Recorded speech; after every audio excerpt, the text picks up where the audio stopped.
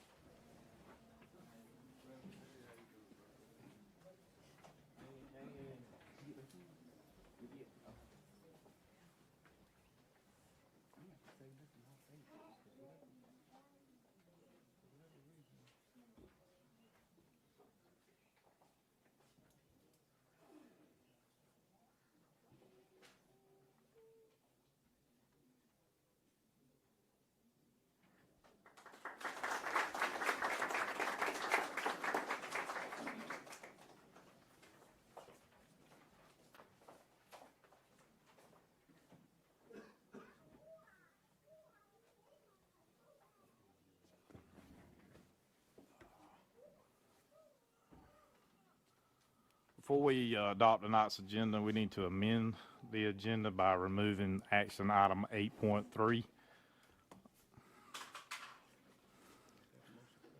Yeah, I need a motion to remove it from amend tonight's agenda by removing action item 8.3. I got a second. Any discussion? All those in favor by signifying by saying aye. All opposed. Motion carries. At this time, can I get a motion on the floor to adopt tonight's agenda? Motion to approve tonight's. I have a second. Any discussion? All those in favor by signifying by saying aye. Aye. All opposed? Motion carries. I get a motion on the floor to approve tonight's consent agenda. I got a second. Any discussion? All those in favor by signifying by saying aye. Aye. All opposed? No. Dr. Atkinson, spotlights and recognition. Thank you, Chairman, Secretary, and board members. We do have several recognitions tonight. We'll begin with the students and staff members of the month. Ms. Priscilla Brayboy will be assisting us with that. Good evening, everyone. Each month, Bladen County Schools recognizes students and employees who exemplify what it means to be learners and leaders in our district. Our students of the month demonstrate kindness, responsibility, academic effort, and a commitment to growth. They model leader in me habits that make their schools better places to learn. Our employees of the month show outstanding professionalism, teamwork, and care, leading with heart, whether in the classroom, on a bus, in a cafeteria, or behind the scenes. Tonight, we celebrate our May honorees for the positive impact they make every day. Bladen Lakes Primary, I don't think we have anyone here. However, students of the month, Braden Senecal, Madison Cruz. Our employees of the month, Katisha Hayes-Jones and Brooke Johnson. Bladenboro Primary School, students of the month, Rhett Walters and Genesis Sagastumi. Our employees of the month, Ada Lee and Billy Joe Hester.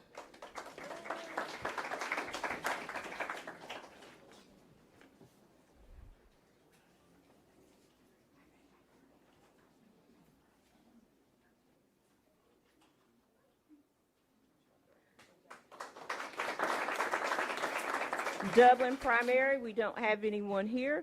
Kelso Lopez, Franklin Lopez Tima, Our Employees of the Month, Tanya Landreth and Linda Townsend.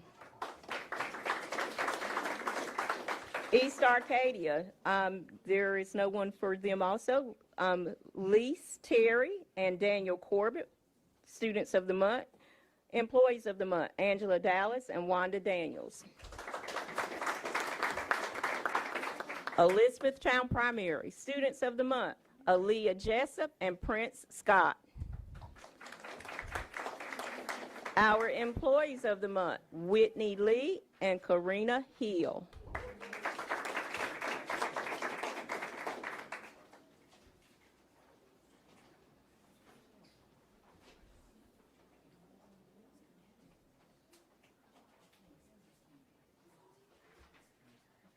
Hold on, take a picture.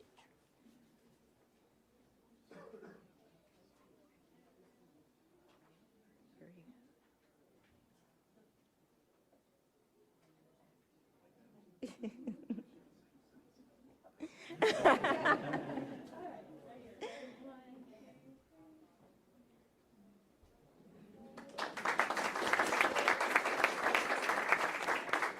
Tar Heel School, Bailey Fields, and Alonzo Sanchez Lopez are our Students of the Month.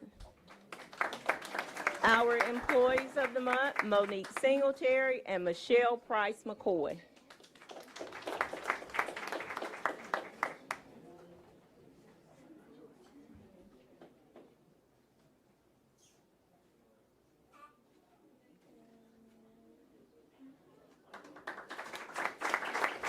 Bladenboro Middle School, Students of the Month, Uriah Autry and Will Allen. Our Employees of the Month, Nicole Kinlaw and April Strickland.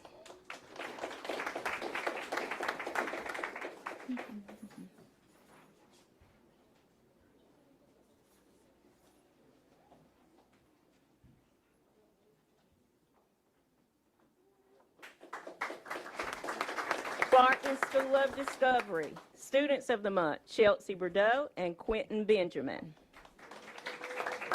Employees of the Month, Paige Priest and Maria Chavis.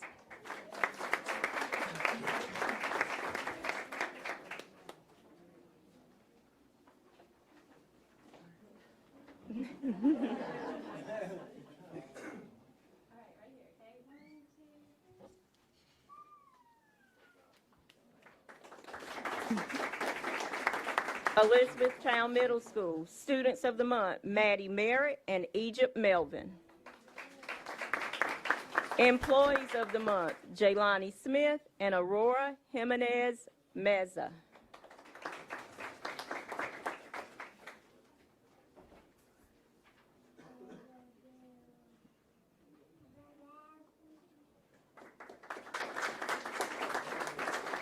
Bladen Early College, Students of the Month, Riley Finley and Jackson Sternthal.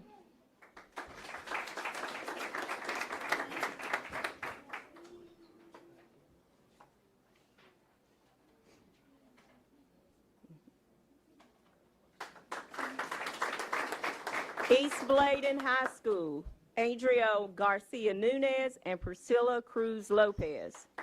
Students of the Month.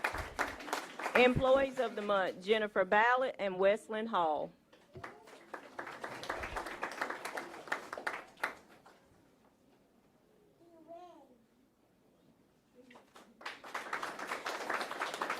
West Bladen High School, Students of the Month, Calvin Sinclair and Alasia McMillan. Students of the Month. Employees of the Month, Denise McCormick and Rhonda Smith. Let's give our May honorees a big round of applause.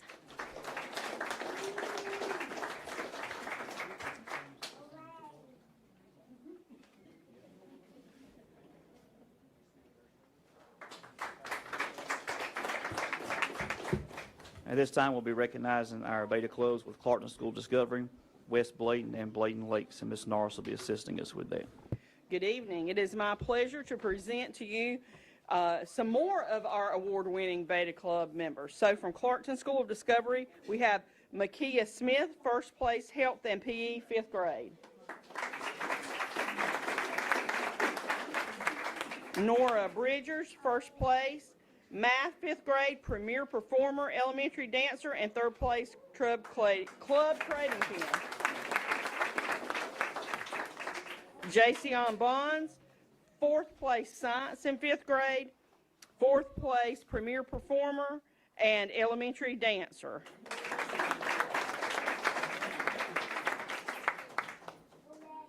Meredith Cromartie, first place, social studies, fifth grade. Major Benjamin, fourth place, spelling, fifth grade. Major, I need you to come work with me. Spelling. Next, we have Mr. Chatham Rigsby, who was elected as North Carolina Junior Beta Vice President. Charge it up with Chatham. Michael Borza, fourth place, computer science principals, eighth grade. Chelsea Bordeaux, first place, creative writing, junior. Sean Davison, second place, health and PE, eighth grade. Corey Singletary, fifth place, language arts, sixth grade. Madison Caballero Salinas, first place, math. Ronee McLean, fifth place, math, seventh grade.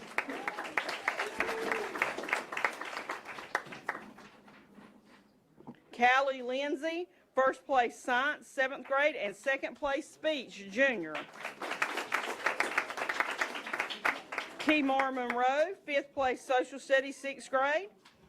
Josie Ward, fourth place, two-dimensional design, junior. Riley Grace Burney, fifth place, performing arts, solo duo trio, instrumentalist. None of this would have been possible without their sponsors, Elizabeth Priest, Paige Priest, and they also had three others who are not here. As they're getting ready to take a picture, as a club, they placed fifth place in digital portfolio, elementary, fifth place, performing arts, elementary, small group, fourth place, service learning showcase, elementary, third place, three-dimensional design, elementary, fifth place, two-dimensional design, elementary, third place, campaign skit, junior, second place, digital portfolio, third place, living literature, junior, first place, musicology, junior, third place, performing arts, large group, third place, scrapbook, junior, second place, service learning showcase, junior, and, woo, exhale, right? First place, Songfest, junior. Congratulations.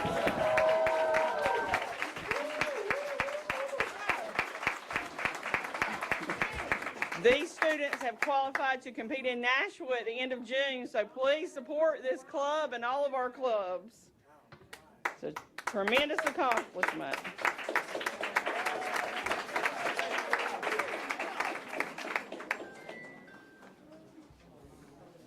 While they're leaving, there is some talent in Bladen County, if you've not figured that out. Talented boys and girls.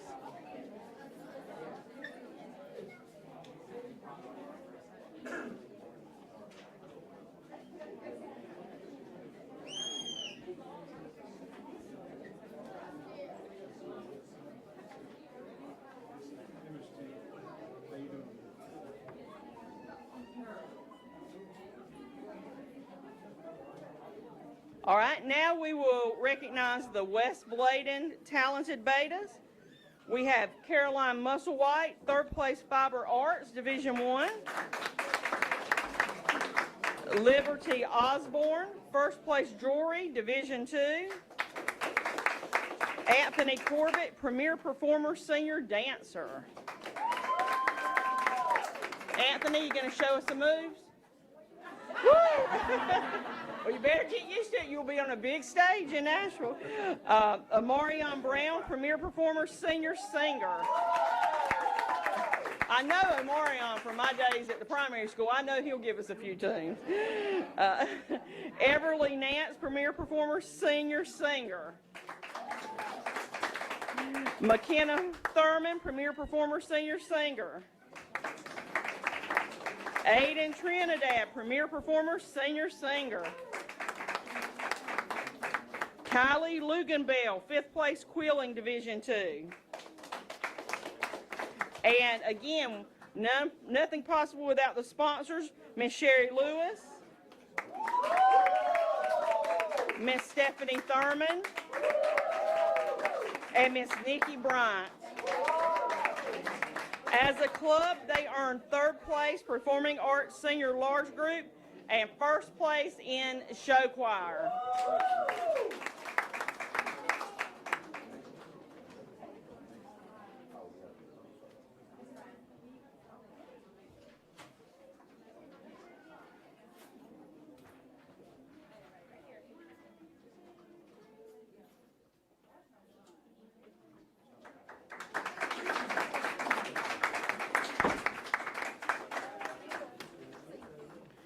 Our final beta recognitions of the evening are from the Bladen Lakes Beta Club. And with us, we have Madison Westbrook, who was 4th place in painting in elementary.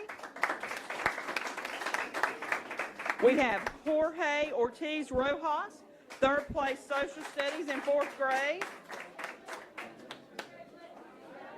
And we have Aliana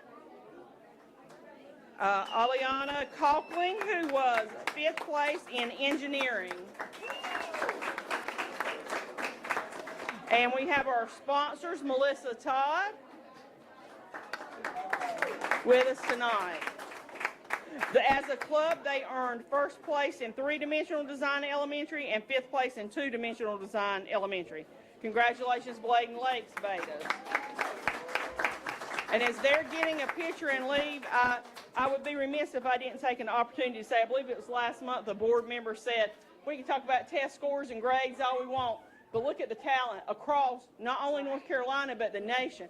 These children competed against every school in North Carolina who entered, and look at the talent we have. So congratulations, all of you. Quite an honor. Thank you.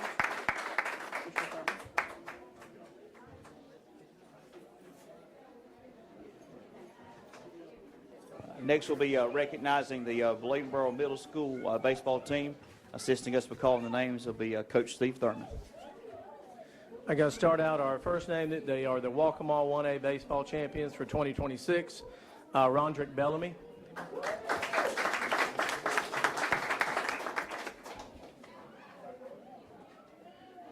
Graylin Nobles.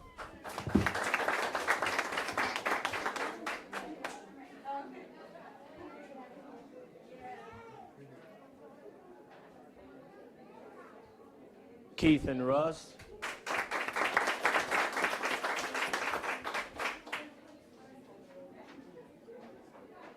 Ty Thurman.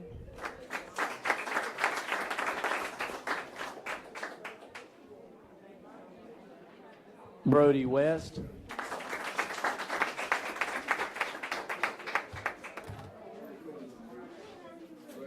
Cooper White.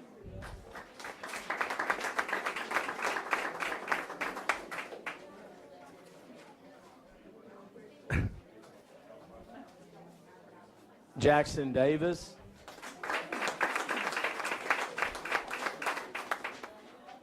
And this team is coached by a board member, Coach Tim Benton over there.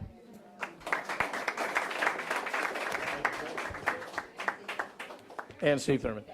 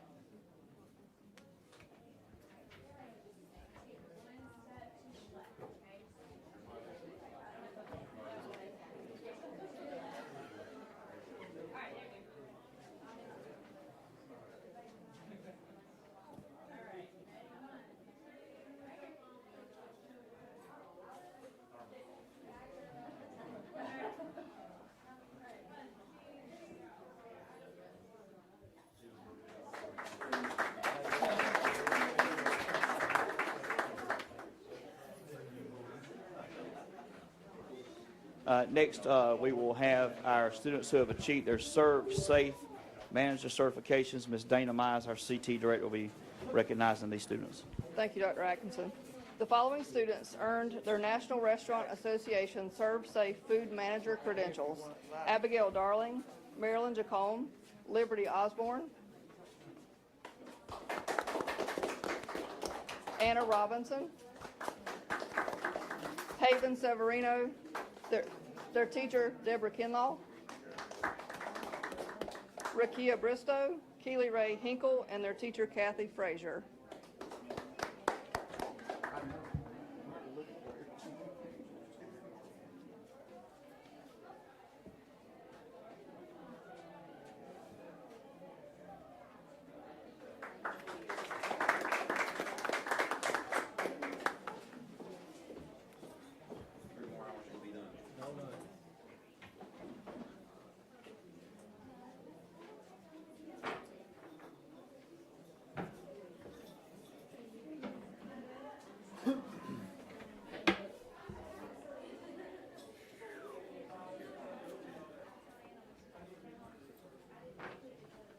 Chairman Singletary, board members, that concludes our spotlights and recognitions for this evening.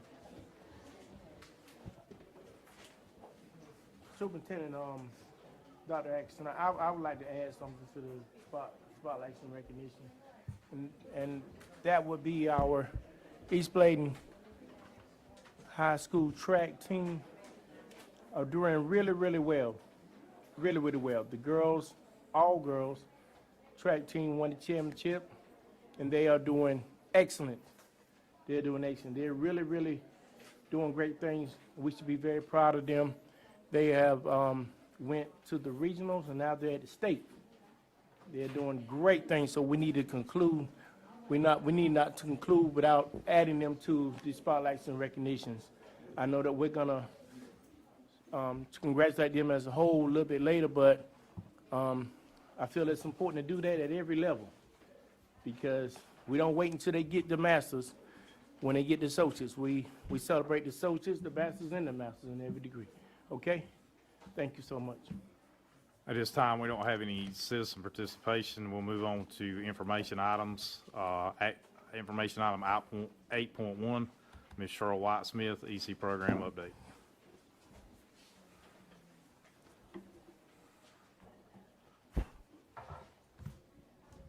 Good evening, Board Chair, Board members, and Dr. Atkinson. Want to give you an update on our EC funding. For our state funds, we have $243,000 left for this year. Federal funds, we're at $209,000. Our Medicaid funding, we're at $213 remaining, $213,000. And our grants, we have $108,000 remaining. Overall, our funds, are used to support the student services and staffing, and we're continuing to monitor our spending and closely. Want to tell you an update too. We got a memo not too long ago. It was like a couple of weeks ago, I think. Dr. Atkinson got our Medicaid funding reimbursement that they held 10% from us. We should be getting those funds by the end of June. So we're looking to look at 3 additional funding pieces to there. 3 years that we're missing. Great. Congratulations, that's awesome. Good, good. Any questions? We're in the green, so that's the best thing. Well, I just got one question. That packet that we still don't have in compliance, so we're working on that really hard. That one packet. Oh, it's done. That one's done, but we are 2 out of, as of today, we are 2. But that one is done. Nothing major? No. Thank you so much.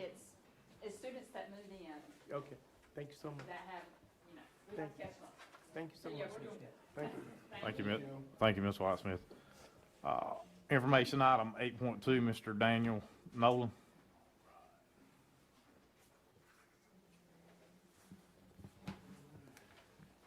Good evening, board members. Just want to go over the school year 25-26 budget and audit update. Just to let you know, as of April 22nd, we received state allotment revision number 66 in that regard. From a federal funds perspective, I'm covering the month of April, so our magic number is 84%, 10 out of 12 months. So from a federal funds perspective, our expense percentage for the month is at 73.81%, or approximately $4.33 million. It was previously reported at 66%, or 66.3%, or $3.8 million. What's in those that numbers regard. again? I'm sorry. For what? Sir? Give me those numbers again. Okay. The current expense is at 73.81%. It was previously reported at 67.33%. The net difference between the two is approximately $1.5 million in that aspect. State fund percentage, our expense percentage is at 87.34%, or approximately $31.8 million.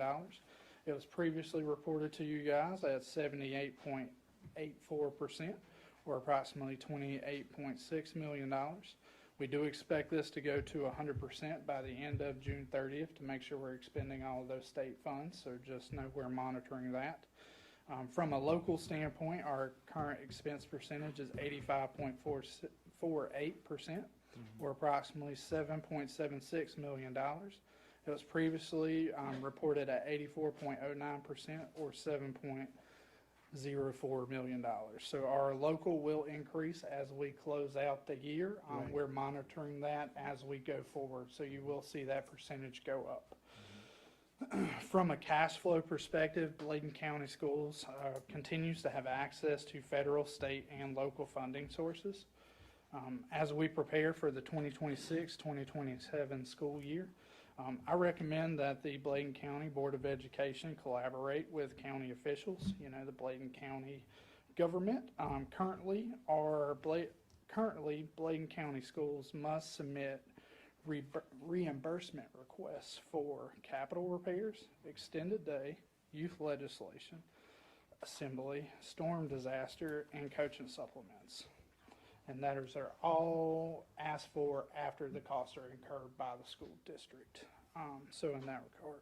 So given our anticipated use of fund balance going into or closing out the 2025-2026 school year, maintaining sufficient liquidity in that local allocation may be a challenge if that current relationship goes forward into the next school year. So additionally, what that also does is that limits Bladen County Schools' ability to rebuild and sustain an adequate fund balance over time. So strongly encourage you guys to have that meeting with the county officials. From an audit standpoint, 2025-2026 compliance audit has been completed. We're scheduled to have our auditors on site July 21st of this year. We anticipate receiving, the document request in the next couple of weeks. I haven't got that yet, but it should be standard items, and there's no comments or concerns from the compliance audit. Last but not least, I want to thank you for everything that you do for Bladen County Schools. Do y'all have any questions for me? Yes, sir. You mentioned earlier in regards to the county commissioners and requesting additional funds for reimbursement. Where are we with that as far as the total amount? The total from a local expense percentage, Yes. so we've currently used about If you don't have it, don't- $7.6 million out of that account. I didn't see. Trying to answer your question, like how far are we in reimbursement? Yeah. I'll get you a better number. I don't have that That's right fine. off the No, top of no, my head. that's fine. I'll get you a number. And if I But could, we have addressed it. No. I've went and discussed with the county finance officer just the need for liquidity as we went through and closed out the year. But again, that would be a conversation a little bit above my level, and I'm asking for your guys' help on that. Okay. Dr. Axe. Thank you. thank you, Chairman, Secretary, Board members. Just want to kind of expand on what Mr. Nolan has sharing there. What's really essentially happening in a nutshell is that those allocations, when it comes to a new fiscal year, they really belong to Bladen County Schools when they're set aside. But how we've had to operate, Mr. Nolan kind of had picked up on this. This has been going on for quite some time. I think the issue with the capital outlay transfer way before all of us has kind of set that precedent of we have to spend, then ask what hurts the school system is that by doing that, you're having to basically continue to eat away at your fund balance and hoping and waiting for that money to come. and essentially, the county is still drawing interest on money that's actually the school systems, when it really could be in the school system's account July 1, when it belongs to here, and the school system can earn that interest and help build that fund balance. And so that's kind of what's happened. The coaching supplements was another example of that. Mr. Nolan had to, that was paid. He's had to go down and ask for that reimbursement back. That's just very difficult when you're already having difficult budget times, when in theory that money belongs to the school system. And so that's something we're going to have to figure out the best way to work that. And I honestly, and I might want to refer this to our legal counsel, I'm not sure if there's statutory language that will support us having to be reimbursed if those allocations. There are statutes that mention about how school systems should be funded, how that money should be. I'm not 100% sure. I feel like we need to do some research on that because that was a problem that happened way before I was superintendent. Many of you were board members. Mr. Nolan was finance officer. We can't answer for that. That was happened. That was a transfer. But we've moved on. We're probably 10, 12 years past that. And so at this point now, obviously, we've been very transparent with them. If we have a need, we're going to come to you. But at the same time, too, if money is due to the school system, it really should be at the school system's disposal July 1 moving on, because it is the school system's money. And so we've got to figure out how to navigate and best have that conversation. I think we even asked in one of our budget messages the previous year to please take away that prior approval process, because if our Board of Education approves a budget and it's already our money, you all are the governing body of that fund once it's been allocated to the school system. And so if you all approve a budget based on that, we should be able to operate in that budget and not have to spend it, go in the hole. What's going to eventually happen is you're going to keep eating away. There's not going to be a savings account to pull that stuff from to pay it. And so it's going to put us in a situation where we're writing checks that we can't cover because we're waiting on money to come from the county. So we've got to, it's been going on, and Mr. Nolan kind of brought it to my attention too, not really thinking, honestly, nobody had thought about that. That's really what's happened. But we're at a place now we can't continue to do that. We don't have the fund balance to float some of these bills and things, waiting for money to come when that money should be here July 1. Just to be clear, Dr. Atkinson, the Board of County Commissioners, they actually approved this allocation at the beginning of the year. Yes, sir. It's just not awarded. So if as you said, if they approve it at the beginning of the year, are we able to kind of figure out a way to have access to those funds Right, and much earlier? Correct. What's happening now is just been that reimbursement basis. It really needs to be, okay, because they give us that, I'll share it with y'all, usually comes in June, about middle of June. Here's your budget for the year, and y'all know the last 3 years it's been the same thing and everything. That's another conversation. But what's basically happening is, we've got to incur bills, and Mr. Nolan gets, it's a monthly deposit, but it comes, but it's not in the current expense, that's your general local, but you don't have that July 1. And so we're paying, local paid employees, July 1, those kind of things. We don't get that first pot of money to the end of July. So we're already floating that. And the other things that are on that reimbursement base, like capital outlay, we couldn't go out and do something without, doing it, taking it to get approval, hoping they're going to, but by legislation, those dollars belong to the school system. When they adopt the budget, they belong to the school system. I'm just, we got to do some research, and with the board's permission, like to have our council to kind of look, and that might be to see, can they restrict those funds when they've been legally allocated to the school system through the appropriate budget process? Because we really need access. That helps us plan better, and then we become the earners of the interest with the money in the account versus the county continuing to make that interest. Are there any other questions on that? Thank you, Dr. Atkinson. Thank you, Mr. Nolan, appreciate you. All right, I did have one other trend analysis I wanted to go over with you just to highlight what I'm talking about. So it's this page right here, if y'all got a chance. So I'm looking at the top left corner. That's just an illustration of your general unassigned fund balance over time. So that is your retained earnings from your local account. So meaning you're unrestricted, you could utilize that money for any purpose moving forward for the school system. So you can see that peaks about mid-2023, 2024. In that aspect, that would follow the COVID dollars, and that would explain. You had an increase of federal dollars come through the school system, so there wasn't a need to spend as much locally. So that's why you see that balance goes up. Because at the end of the year, whatever money we don't spend from a current expense standpoint goes back to our general fund balance. So that's how that number's built over time. The cash remains in the account. So I just highlight that to say the peak was during COVID. We see that ESSER dollars are gone. From a trend over the past 10 years, I mean, expenditures are going up. That's the top right column. You see that over time, and it's a gradual increase. With that big middle column, that's your revenue generator. That is your ADM. Student count drives your money for the school system. You can see the trend of expenses going up over a 10-year period of time. You can see the revenue going down over a 10-year period of time. Now, the drastic sharpness of those angles do matter, and that gets into the timing of liquidity for the school system and talking about that current expense and supporting, what Dr. Axon explained out there. So student ratio, you can see that's been hovering about the same state level, so no concern there. But the real main concern is, your expenditures are going up over time and your revenues have been decreasing over time. So that is the main trend and where we find ourselves. So if you have any questions, be happy to answer those. All right. Thank you, sir. Thank you, sir.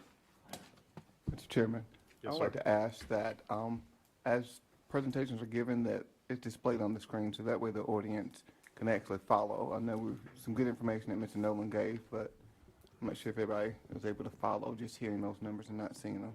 Absolutely, and also for what we didn't do it, but they are available on the board side. If you guys want to open those up and take a look at them as well. But yes, sir, good point. Thank you, Mr. Thomas. Chairman, I got one more thing, if you don't mind. Just another point in the spotlights and recognition, I would be troubled if we did not recognize our superintendent. He has just received 2 positions. Would you care to enlighten us on those, Dr. Atkins? Kinda call it- I mean, I've he's ahead of him. Yeah. I've been asked to serve as the vice chairman of the superintendent's Sandhills RISA Consortium. And then I've been appointed to serve on the North Carolina State Superintendent's Executive Board. So, Outstanding. Right. thank you. Outstanding. Congratulations. Anything we can do to advocate for Bladen County, we're going to definitely do. That's right. Thank y'all. Bladen County, go forward. All right. We'll move on to 8.4, strategic plan update, Dr. Axe. Thank you, Chairman, Singletary, board members. As you all know, you all have been serving on some of those teams. Just providing this for information for you tonight, so everyone has access to all those drafts.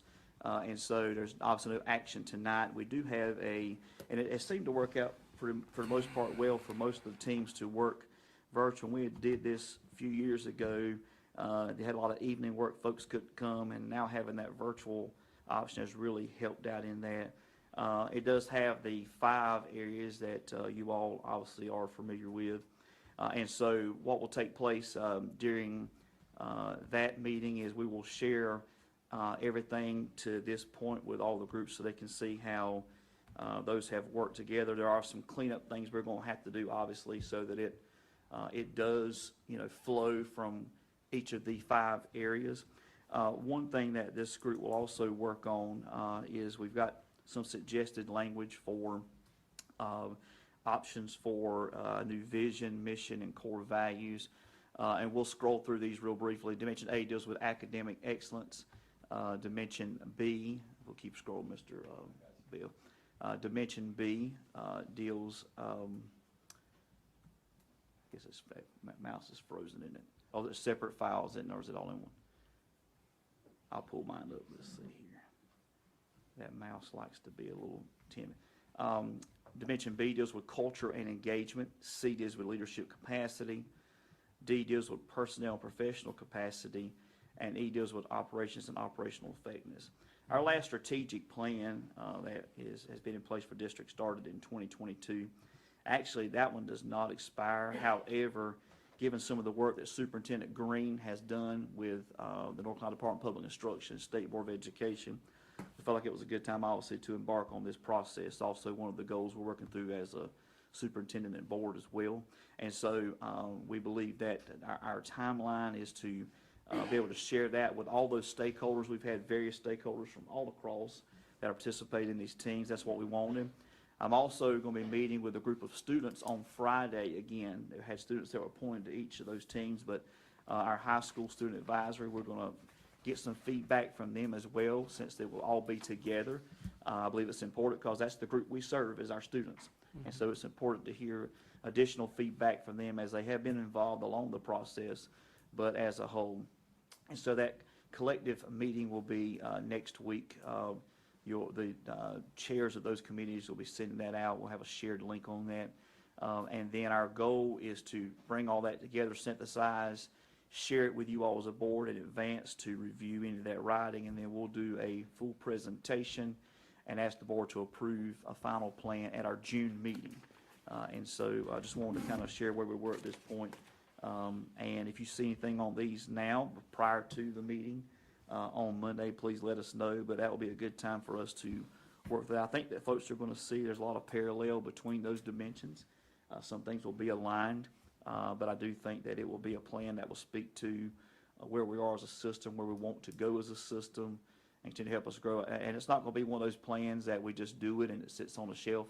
This has got to be one of those, just like we do in school improvement. We expect schools every year and throughout each month to revisit their school improvement plans. We as a system have to do the same thing with our district plan. So this will be a good springboard.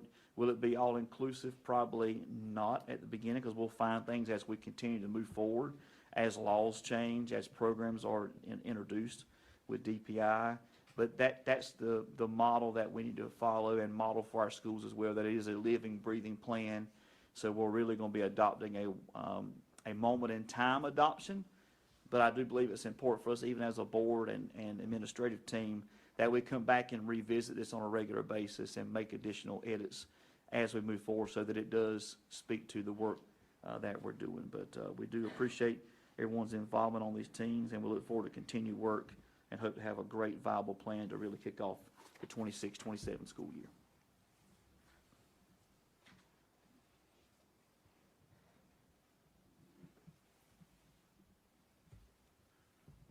Thank you, sir. We'll move on to action items. 9.1 easement, Town of Dublin, Mr. Benny Linden, Dr. Axe. Thank you, Chairman Singletary and board members. I got Mr. Lennon because I know he's met with these folks. What we have, the Town of Dublin has approached us. In fact, it's been probably about 3 months now. Attorney Sharon Lynn with Therrington Smith deals a lot with the real estate and property. She has been working with the town's attorney with Dublin. This would be a benefit to the school. And Mr. Lennon, correct me if I'm wrong, this would be upgrades to water and sewer. And so that will obviously benefit the school. That work will be done over the summer, so it will not disrupt any school operations. They just need that easement to come upon the property to do that upgrade of water and sewer. And so we're asking the board tonight to approve the easement that has been reviewed by legal counsel with the Town of Dublin for them to bring those new lines onto the school campus. Make a motion to approve those corrections as been stated. So the motion actually reads, make a motion to approve the easement on Dublin school property with the Town of Dublin and authorize the superintendent to endorse all required documents on behalf of the Board of Education. I have a motion and a second. Any discussion? All those in favor by signifying by saying aye. Aye. All opposed. Motion carries.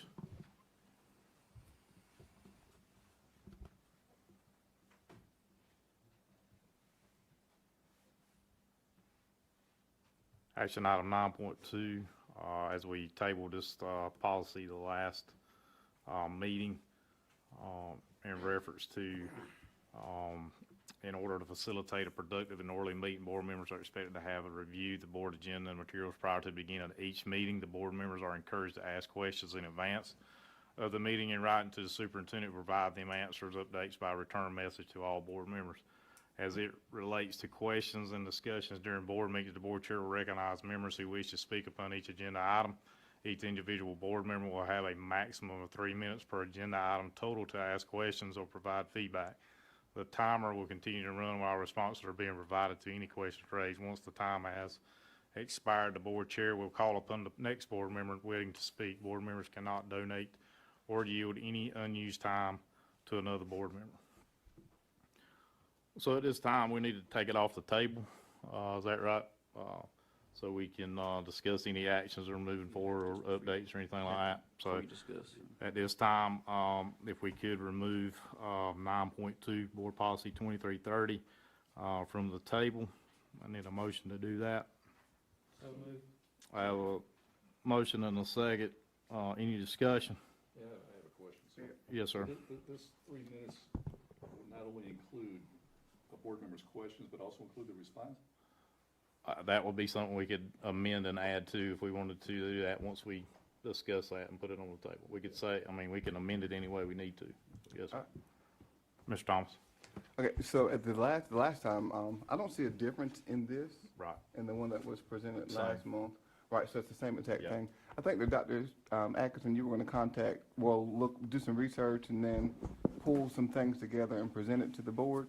Right, and we're still working through that. We're looking specifically at board meeting start times, agendas, how they're laid out. So I've done some of that work.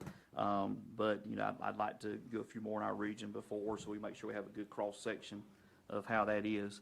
And they've been kind of all over the place so far. And so, in terms of, so you've got some boards that actually start with a closed session. You've got some that, you've had a different night of the week. And those are all some options, but I want to do a chart on those kind of key things, when closed session. And one I had checked with, closed session, they did, if they had something that was beyond, so for example, like if the meeting was originally at 6, they pushed back to a 5:30, that you always had to come out, start your meeting, approve your agenda. You can go into closed session, handle personnel. If you had something that went longer, you could still have a second closed session.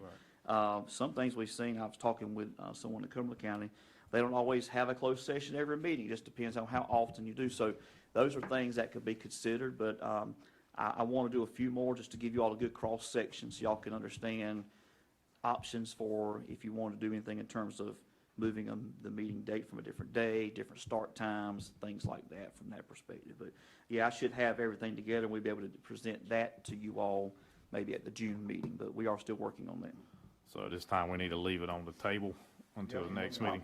Also, Dr. Atkinson, are we also looking at, while we're looking at that, we talked about also maybe having, if it came to it, moving the spotlights recognitions to one board meeting, and then the next board meeting, if we chose to do 2 board meetings, we would handle just business.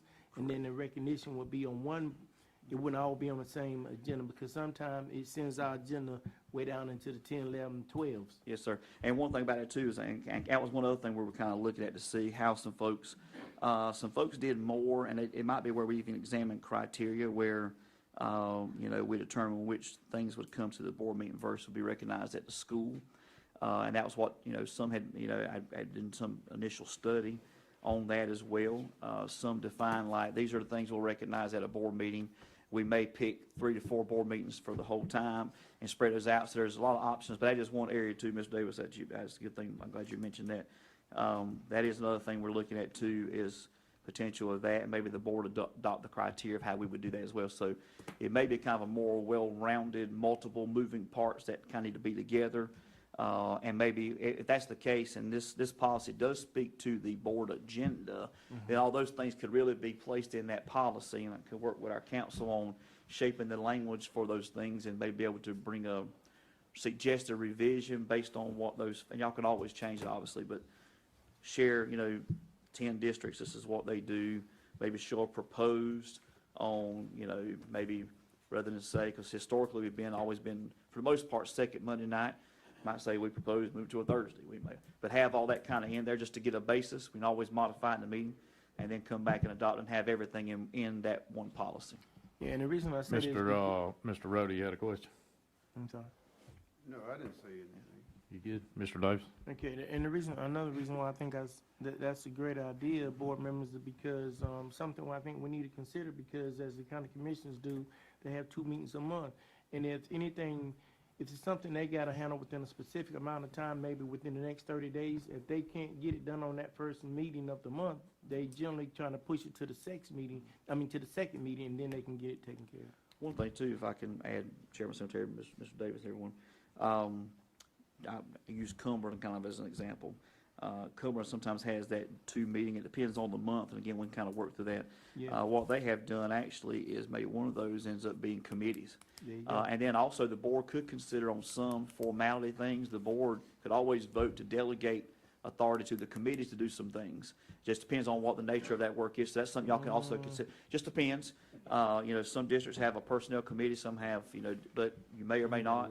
As small as we are, a lot of the larger LEAs kind of do things like that, but that's just something to kind of think about. They do have their second, they have 2 meetings, one is their committee time. So I'll bring all what I've got, I'll have that finalized for our region and some beyond. We're gonna try to focus on some districts that are very similar in size to us, and then you all can make some decisions from there. Yeah, Mr. Rowe? Well, at the last meeting, I suggested that we make a gentleman's agreement, that we respect each other, and when we do that, we wouldn't be having these long meetings, I mean, and some meetings we do need to have longer than others, because the seriousness of the situation. So I don't really think that 3 minutes should be limited to a board member. We just need to have respect how we conduct our meetings. One more thing. Yes, sir. One thing also we've seen done is that the board could always recess a meeting and come back if, one was to maybe go longer and you all want, or there's a topic needed more time on. That's been done. Boards can recess their meeting and schedule to have a second meeting to finish up any discussion or to finish out. So that's another option as well. You do have the authority to recess your meeting and do a second meeting in that, if that was the case too, so. So at this time, we got a motion to bring it off the table, so we need to vote it down so we can leave it on the table. Correct. Okay? We bring it back. So, all those in favor by bringing it off the table, signify by saying aye. Aye. All opposed. Show of hands. So Can we do a show of so hands? let's We go did- to yeah, show we- of hands to taking that off the table, by raising your right hand. So, Are we doing it now? so basically, we're gonna leave it on, we have to vote for it to come off the table, or we can vote it down so we can leave it on the table so Jason can do more research. So ultimately, we need to vote it down to leave it on the table, Bring it back right? next month. And then Jason we'll bring it back in June as a review. Want to vote it down, we would vote no. We would vote no, that's correct, sir. Okay, so, Mr. Clark has some, go ahead, Mr. Clark. I don't understand why we can't go ahead and vote on it. It's not saying anything about how the agendas are laid out. Couldn't that come in at a different time? Or am I missing something?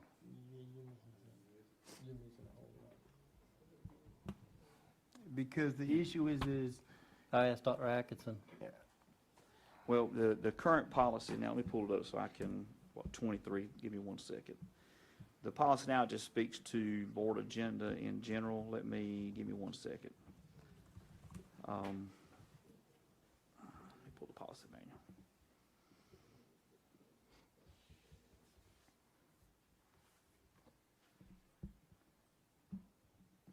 Taking forever. So under the current 2330, it just outlines proposed agenda, for requests for items to be on the agenda at least 1 week out, and that's for board member requests. And then there's a clause in there though, but also by time of request, if the agenda has not gone out, board members could always ask for something to be added. Like in this case, I mentioned last month, we shared about, we backed up a couple days. I hope that was helpful. That went out Wednesday. And again, it says, at least 3 days, so obviously we've been meeting that.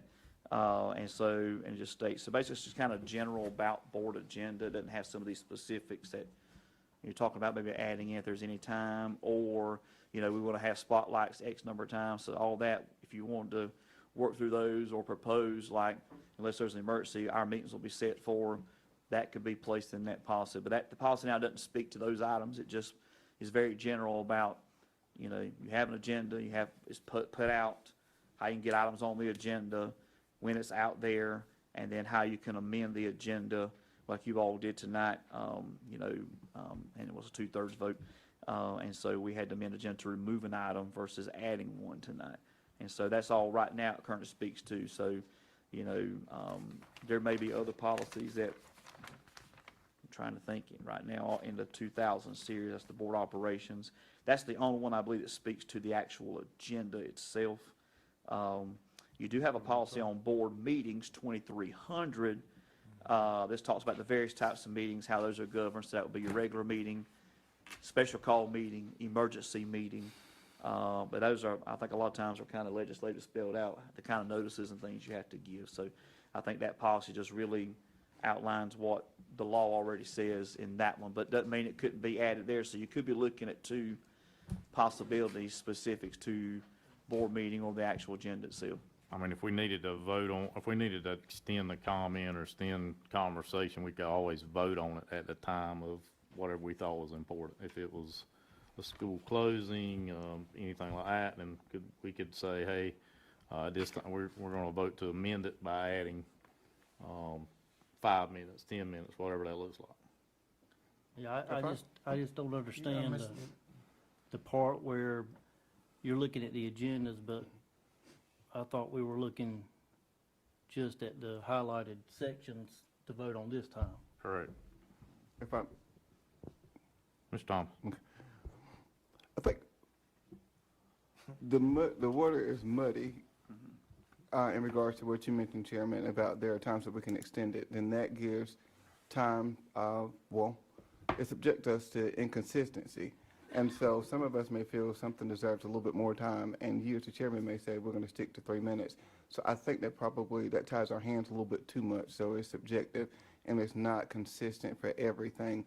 The other thing in regards to what was mentioned earlier, possibly voting now, then we put it on the table last month for the superintendent to have sufficient time to bring back various recommendations and some of the things that were taking place at other LEAs. However, if we vote tonight, we've done that last month to put it on the table for no reason. We're still not getting the results that we thought that we would.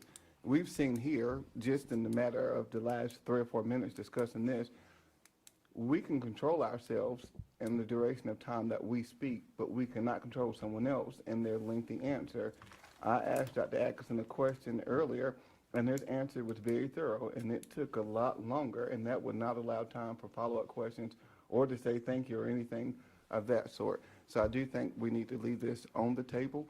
I think we need to allow the superintendent to do a little more research and then present it to the board. We'll figure out what works best. Otherwise, what we're going to do, if we just vote on these things that are highlighted, it may reconstruct some other areas, and then we may need to go back and to vote again. So just do all of it at one time.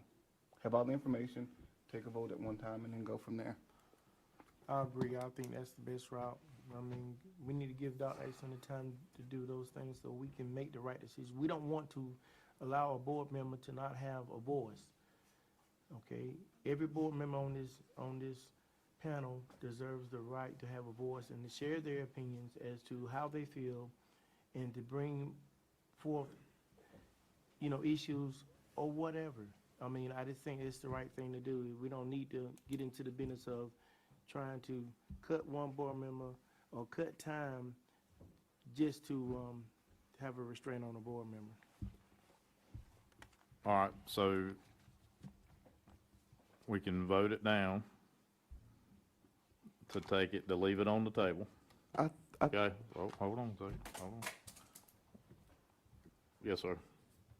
Counsel. Right, and board members, good evening, Jason Weber, board attorney. This is my first rodeo. I was not at the last meeting, but procedurally, as I understand it, where we are, this was on the last meeting agenda for discussion. It was tabled And what we're debating right now is a motion to take it off the table, not necessarily a motion to approve or otherwise modify the language. Right. So that's just thing one, right? Like this motion, if it's voted, yes, majority say yes, that then just puts it on the table for further discussion and a motion to approve, motion to amend the language, something to that effect.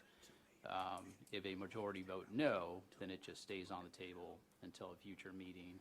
The other point I was going to make is you do have a few possibly applicable policies here. So this language has all been added to the board agenda policy. That first paragraph of highlighted language, clearly applies to the agenda.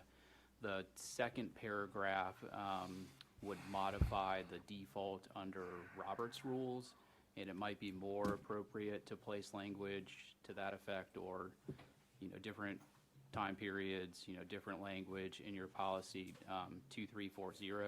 That's your parliamentary procedures policy. Just about every board, their default is Robert's rules. When it comes to things like time limits, the default under Robert's rules is that every board member can speak twice on each item for no more than 10 minutes per time speaking, which can obviously add up. I do know boards that have modified that, but when they do so, it's usually under that other policy 2340. And some boards, not just on that type of discussion item, they might have other local modifications to parliamentary procedures. Again, like Robert's rules, it's not the Bible. You can modify it as you want. That could be something else that Dr. Atkinson takes a look at. I know some larger districts have specifically modified that policy to adopt some local rules, not just related to time limits, but other matters like motions and seconds and things like that. It sounds like you've been looking into other options for creating efficiencies in your meetings. You're not the only board that has looked at that. I know of some that, they have a strict ending point on their agendas. Meetings end at 9 p.m. And no matter where you are, if it hits 9, in order to go past 9, there needs to be a motion, and then there needs to be a majority. And that's one way to kind of control time limits. So there's a lot of different options available. It sounds like you're in the process of looking at those. And I'm happy to also, just based on my experience, give some feedback on that as well. Okay, so at this time, we need to leave it where it's at if we're gonna review it. It's a pleasure of the board. I'll say leave it. I'll second it. Have further discussion with council and review. What was that? Oh, we got to vote on the motion. Okay. Yeah, we got to vote on the motion. So we got to vote to bring it off the table, right? So we've had the discussion, so all those in Are favor, we voting to take it off the table?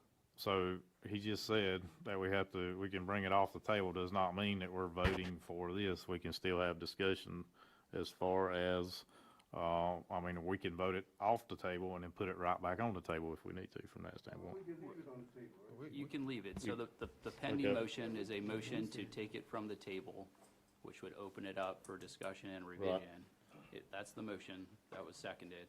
So if there's a majority in favor, it comes off the table, you debate it, you amend it, you send it back, you do whatever. If that motion fails, it just stays on the table. Okay, and there's so, nothing else so we that need to you move fail on. the motion in order to leave it on the table. Right, or, If a majority votes no No. on the pending motion. right, Then we essentially move on to the next item. move on to the next action item, that's correct. So we'll go by a show of hands. All those in favor by, as far as the motion that we have to bring it off the table, signify by raising your right hand.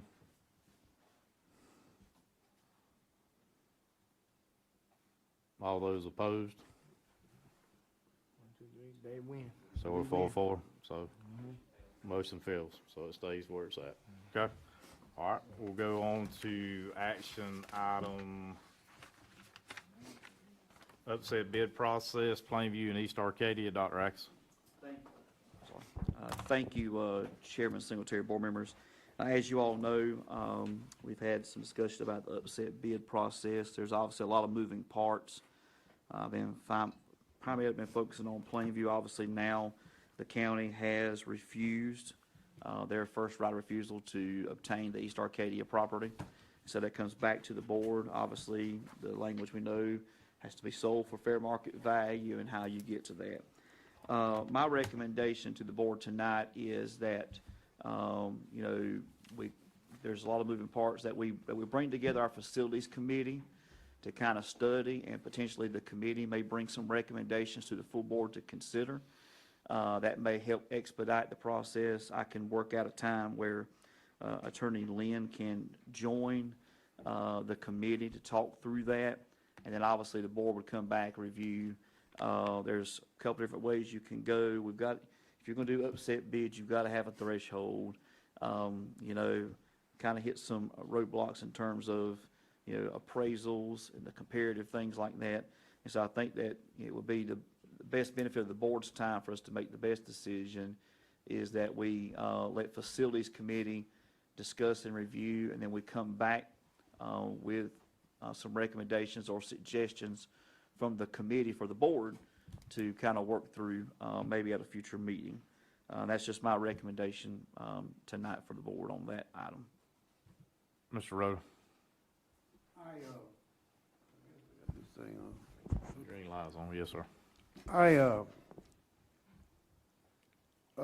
I'd like some literature on it because I think that if they're planning to put a charter school in that facility, then we can't sell it to them then, can we?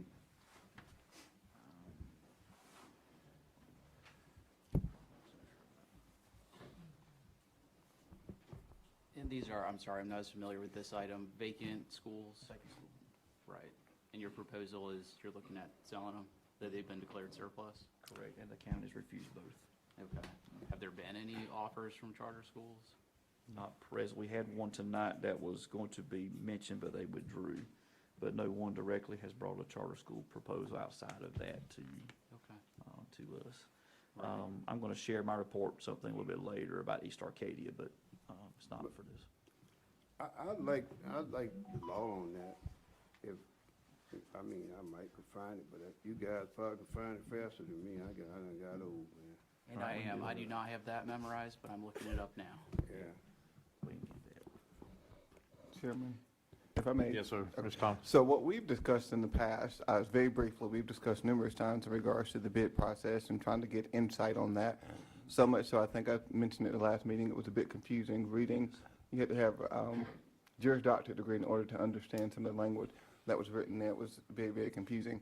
But a couple of meetings ago, in fact, quite a while ago, we've had an individual who's been persistent in presenting to the board on behalf of I think it's the Bladen, what is it, the Alumni Association, Mr. Smith? Plainview, Mr. Ed. Plainview Alumni Association. And so when we had the individual on the screen a couple meetings ago, she joined us virtually. I did ask about the option of renting or leasing the facility. During that time, I think there was a window of time, it had to be less than 10 years. And so while we're exploring the bidding process, I would like for us to explore opportunities for different individuals or different groups to rent these properties. I think that we have legal counsel, and we talked about liability, some of those other things. If those folks were able to take on the expense of the building, the upkeep, the maintenance, utility bills, some of those other things, we could do a lease, and then that way, we're not financially obligated to the upkeep of the facility. And then secondary, if there's a general liability insurance policy or something like that, then that would recuse us of any financial obligation of someone being hurt on the property. While we own it, the leasee would be responsible for all those nuances that, and so it would really not cost us anything to do that. I think that we need to explore that, whether we go in that direction or not, as we're exploring the bid processes. And one thing I'm sorry. Mr. Rhoda?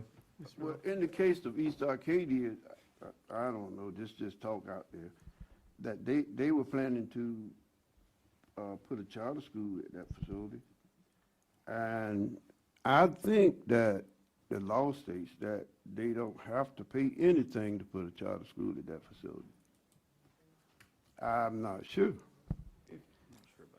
I think If I may. Go ahead.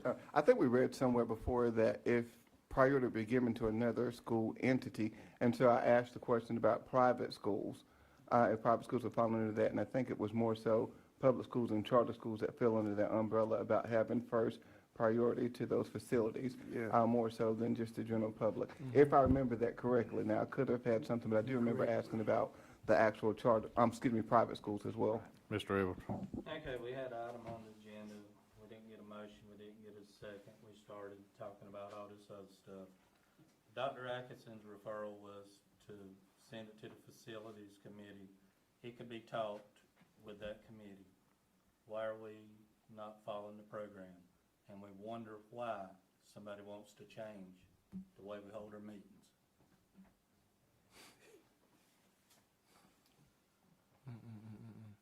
So,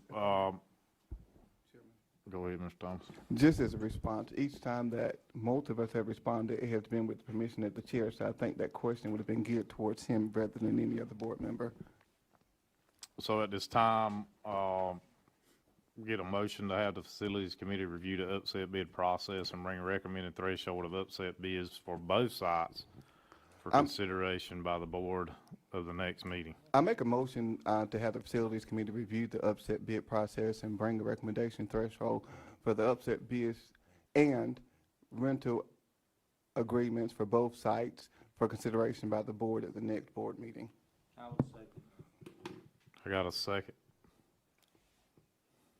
Do I have a motion? you made a motion. No, I read the motion. I need somebody to make the motion. I made the motion. Okay, you made it. Yeah. So he's got the second. So we've had the discussion. All those in favor by signifying by saying aye. Aye. All opposed. Motion carries. Chairman, I do want to make known. Hold on, Mr. Rhoda. I asked a question about getting me some information. I'm on the facilities committee, and my question was about getting information to, so I'll know what's going on when I get to the meeting. So what type of information, sir, are you requesting? The law about these facilities. So I think what Dr. Atkinson had recommended that if we have the facilities meeting, that we would get Miss Lynn available for a virtual, so she could talk through that with the facilities committee as well. So she would be a part of that facilities committee when we set that time frame. So you would get that information prior to in the agenda, as well as her being visible to speak about it. Well, Mr. Secretary, I'm just ensuring that I get the information. Oh, yes, sir. I don't think we would do anything without information. Yes, sir. Mr. Superintendent? I just want to be sure that you heard my motion as I stated it. Did you hear the other part? I got you. The Thank rent, you. yep, we got you. So what we'll do, we'll get all pertinent, relevant legislation around charter and vacant schools, upset bid, and any potential lease agreements that may follow legislation. Plus, we'll see if there's anything in board policy, but we'll get all that together. We'll share that with all 9 board members, and facilities meeting, we'll set for Attorney Lynn to join us to kind of explain everything, and then probably have her come on board in that June meeting as well with us to discuss through those things, provided that we can get everything in June. And if it takes more time, we need to make sure we give all exhaustive options on them.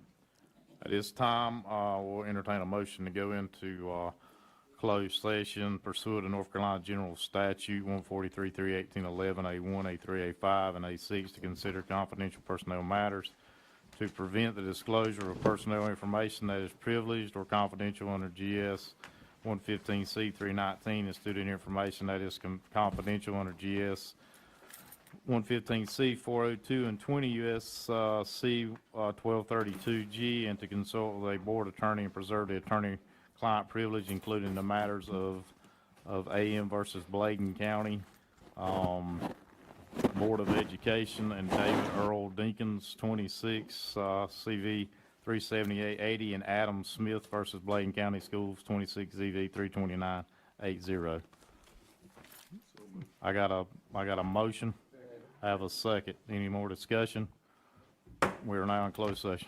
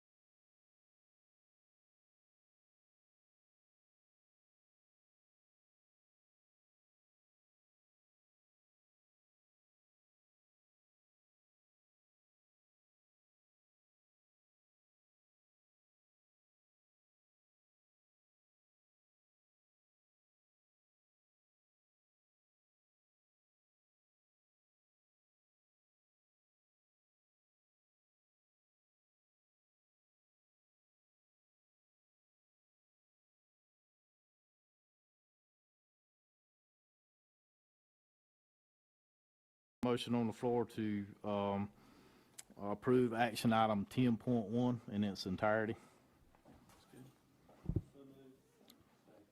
I have a motion and a second. Any discussion? All those in favor by saying aye. Aye. All opposed? Motion carries. Mr. Chair, Yes, sir. I'd like to make a motion to authorize the chair to enter into a legal services contract with Mr. Neil Whitford of Kirkland, Whitford, Berryman, Gordon, and Brown Associates. I have a motion on the floor. I got a second. Any discussion? All those in favor by signifying by saying aye. Aye. All opposed? Motion carries.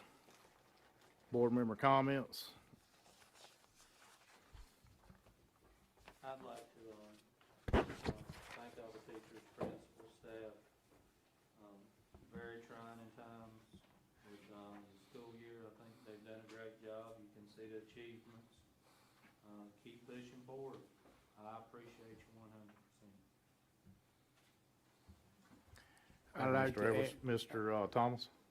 Just wanted to say, I was very impressed by the awards on tonight and to see the placement of students in the various programs, not just for our district, but across the state. That was absolutely phenomenal. Not to call too many names, and again, I'll forget some, but Ms. Mize, Ms. Nance, Ms. Brayboy, and also to Mr. Bill, who's always ready to lend a helping hand. So there are folks that do things behind the scenes. Dr. Thomas, we appreciate you and the work that you do. There's some things that Dr. Atkinson has shared with us, and I know it was a collective group of individuals, a lot of hard work to put it together. I was very, very well pleased with some of the things that you all are doing. So it's evident that Bladen County schools are moving in the right direction. And again, thank you so much for all that you do. Thank you for your service, working additional hours, going above and beyond. Those things you may not be recognized on a daily basis, but I want to pause to say thank you so very much. Thank you, Ms. Brown, for your attention to detail. Who am I missing? Oh, Ellie. Ms. Johnson, thank you so very much for your work. Is there anything else? Did I miss anybody else? No? All right. Thank you so much. I'm sorry. Thank you. And I couldn't see you. You were looking down. I can't. Sometimes my eyes, I can't see as clear, but thank you. Mr. Davis? I just wanted to add to those comments. Over the last couple of months, it's been very evident, and I just want to thank everybody for everything that they do and the efforts that they put in, the long hours that are spent that you probably not being compensated for, but it's just putting in that extra time to make sure things are right so that we can move forward. Thank you so much to all of the awardees that were awarded tonight and that were celebrated tonight, even those that weren't even here, such as the track coach who's now coach of the year. Congratulate to him. And the other coaches that have been putting in the extra efforts and things to get our kids where they need to be and to show everybody that we know how to get it done. Thank you to Dr. Atkinson for his support and for his achievements that he's made at the state level. I think that's going to speak volumes for us because we have a representative now that can speak from that level of hierarchy on for us, and he can bring it back firsthand.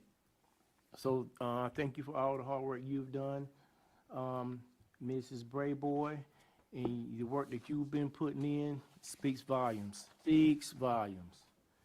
We need that. We need those people that we can go to and know that they're gonna turn over every stone to make sure that we don't miss nothing. Mrs. Ann Brown, I tell you, I don't know what to say, but it is what it is. Thank you so much. Thank you so much. Let's continue to push forward. Bladen County strong. Ms. Larner, thank you so much. I didn't want to exclude you. I do apologize for that. Any other board members? we'll move on to board chair's report. Just want to thank everybody that participated in our joint meeting a couple of weeks ago with the county commissioners. Thought it was very positive. It was a good way to build a relationship between both boards and try to see where they want to move to, where we want to move to as far as our goals with their goals. So continued meetings will, I'm surely be in the future as we are building toward working different things like CTE programs and inside of our county. So I just want to appreciate everybody that was there, that supported that. I want to call out also Coach Bolden, his accomplishments over at East with his kids. He's doing his thing over there and making it happen. So we appreciate that, as well as the West Blaine athletes that qualify for the states that'll be participating in the state this week as well. So Blaine County, we got baseball second round tomorrow night with the West Blaine over at Whiteville. If you guys can be there, I think the game's at 6 or 7, I believe. So be a big game, big rivalry game. They beat us twice, so it's hard to beat a team 3 times. So let's hope that comes to play. From that standpoint, the amount of effort that the Beta Club sponsors, the teachers are putting in to get these kids prepared for the nationals. The amount of work they're putting in for the money, I wish the state would consider putting a stipend in, or actually a budget for Beta as big as it is inside of our county, inside of our state. We have truly got some winners and some exceptional kids and that are outweighing these bigger school districts. So you can't be more proud of that and what we're doing. The folks inside of our offices, our admins, our cafeteria workers, our maintenance folks, school teachers. Just a few weeks left. We got EOGs coming up. Let's make it fun. Let's make it exciting as much as we can out there. A lot of stuff going on in the state. Obviously we want to get our teachers paid. I think they deserve any amount of money that we could give it. We just need to get off our high horses up there and figure that out. They're the reason our children succeed, and we need to make that we need to make that evident if we ever get this budget passed. I mean, they're the reason our kids are successful. I will ask parents, help us out. We get a lot of different things. Kids know what their limits are when it comes to the disciplinary action inside the classroom. Help us, help these teachers. I honestly wish the state would go back to when I was in the 2nd, 3rd, 4th, and 5th grade. It might make things a lot better. At least when you were scared to do something at school, you were doubly scared to do something. So when you got home, you got twofold. But our kids know the limits. So help us out. Help these teachers out. It's a trying time for them. So please support discipline at home so we don't have to be the disciplinarians inside of our schoolhouse and our building. So just thanks for everything, Dr. Axon. Appreciate everything you guys are doing. Miss Ann, all the way across the board in our district office, exceptional children. At one time we were at a loss, and now we're well on our way. So I want to thankful for all the work that's been put in there to get us to where we're at. So appreciate everybody on the board. Thanks for all you do. Dr. Axon, I'll move on to you, sir. Appreciate you. Thank you, Chairman Singletary. Board members, just a few things I'll move through quickly. We do have our testing coming up really soon, and so it's just a reminder, because of testing protocols, board members are not allowed to visit the schools during testing. That's just part of the testing security, so we'll just be mindful of that. We do have an early release day on Friday. What we'll be doing is this is time set aside to have the required testing training. That will take place with staff, and then we'll dismiss staff once that has been done for Friday. Just to let you know, our K-8 schools will start testing on May 21st. High schools will begin on May 28th. What we are doing when principals met last, this year Memorial Day kind of falls in the middle of the testing window, and so we have some flexibility. We are not going to test the immediate day after the holiday because they need to kind of get back in and get acclimated, so we will not test that Tuesday at all. It'll be Thursday, Friday, Monday's the holiday, no testing Tuesday and Wednesday. And so we know that will help them out. You did receive tonight your board member tickets for all 3 graduations, and so that's for you and a guest. The Bladen Early College will be on May 22nd. That's our first one. It's a Friday at 10 o'clock. And then East and West Bladen will be on Friday, June 5th. East Bladen is the first one at 10, and West Bladen is at 3 o'clock.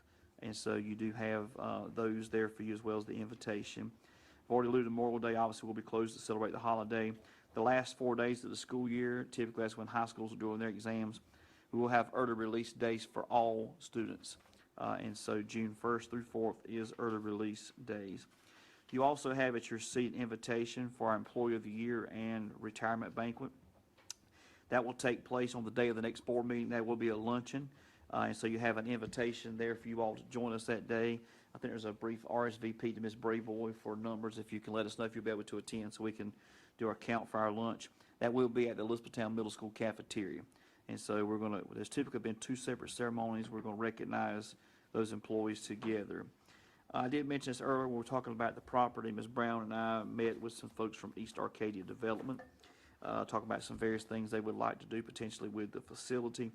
We did meet with them, and they did share a plan. I forwarded you all a copy of that letter and a plan. One thing that was mentioned, like we had done for Mr. Smith with Plainview, obviously we can't come right out and give the property necessarily. Those options will be explored.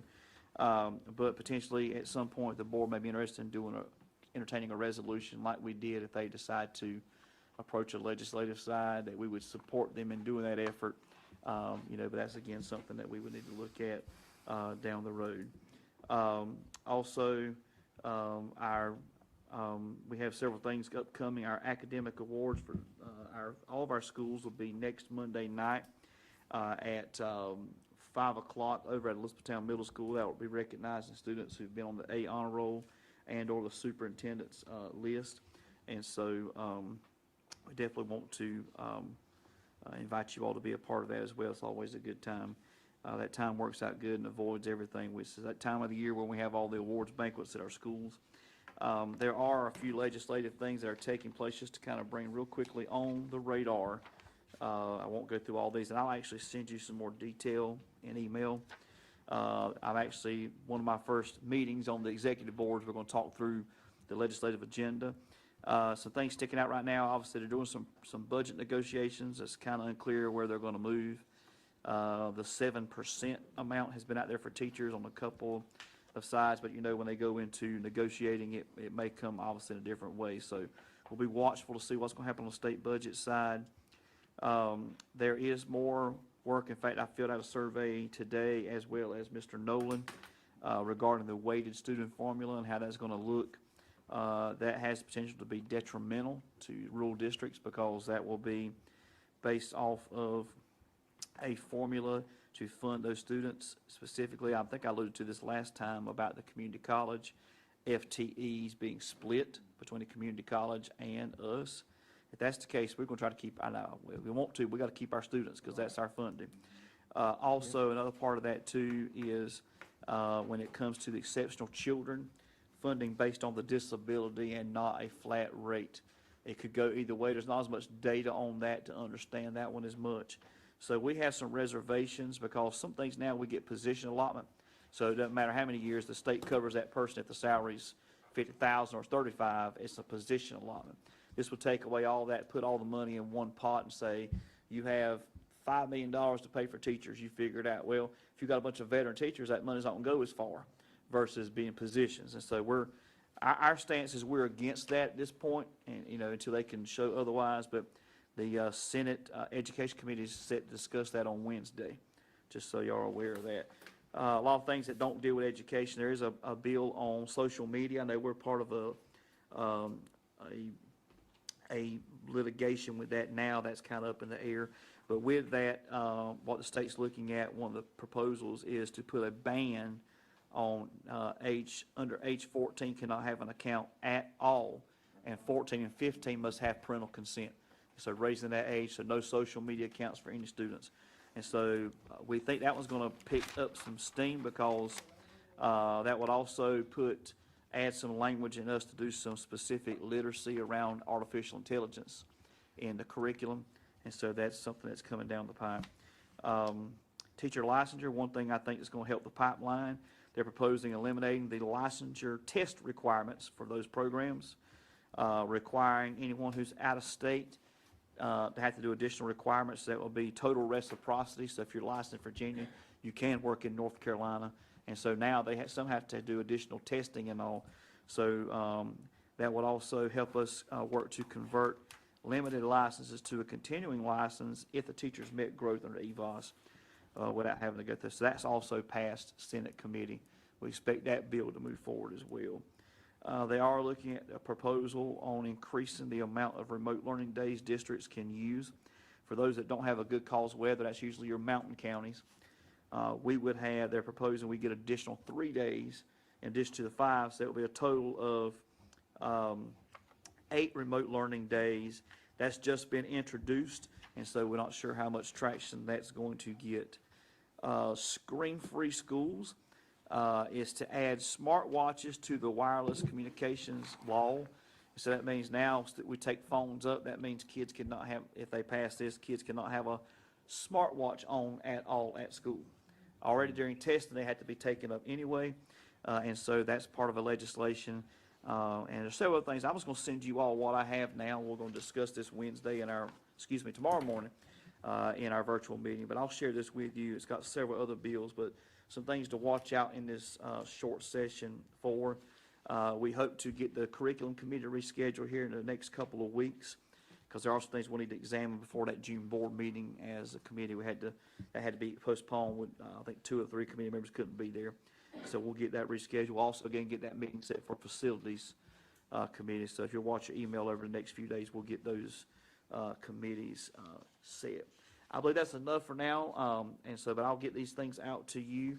Again, we appreciate your support and the things that we're working through. We want to finish this year strong, and we're looking forward to a good ending to the year. And obviously, we're looking forward to celebrating our graduates here in the coming days as well. Mr. Rhoda? When you said, help, I think it was East Alpena on the legislative side, what do you mean? You know, with Plainview, we did a resolution that they were going to approach the legislature about potentially having introduced to a bill where that property maybe could be conveyed to them. They were asking if there's something maybe similar that the board maybe could consider at some point for that. But I know it's still early on because we're going to be examining upset bid, lease, that kind of thing. But that was just a question that came in our conversation. But, you know, we had done that with Mr. Smith and the Alumni Association last year. I don't think it got much traction because it is a lot to get before them on that. But, you know, outside, I think if I remember correctly, the language for fair market values in the state constitution. So it would take a change and amendment for that. But, again, that was just a resolution for support. But we just share what they gave us. And, you know, obviously we'll work through this next process, come back from committee and kind of discuss options in June, which direction to go. And that's just one thing that was mentioned in the conversation with them on that. Yes, Mr. Thomas? At our joint meeting, Commissioner Peterson, he was very adamant about our participation, our presence at a task force meeting. I think it was the first or second Tuesday. Right. Okay, so And we will have We representation. have had staff there at every one of those. Oh, we have? Yeah. Okay, gotcha. Yeah, we've had folks there, you know, so I'm not sure about that comment, but we have, I think, 2 staff members that attend those now. Perfect. And obviously, if we, you know, also JCPC's another, we've got a couple of those Yeah, county groups okay. we try to stay involved with. All right, perfect. Thank Yes, you. sir. Mhm. Gonna get a motion on the floor to adjourn? Second. Have a second. Any discussion? All those in favor by signify by saying aye. Aye. All opposed. Motion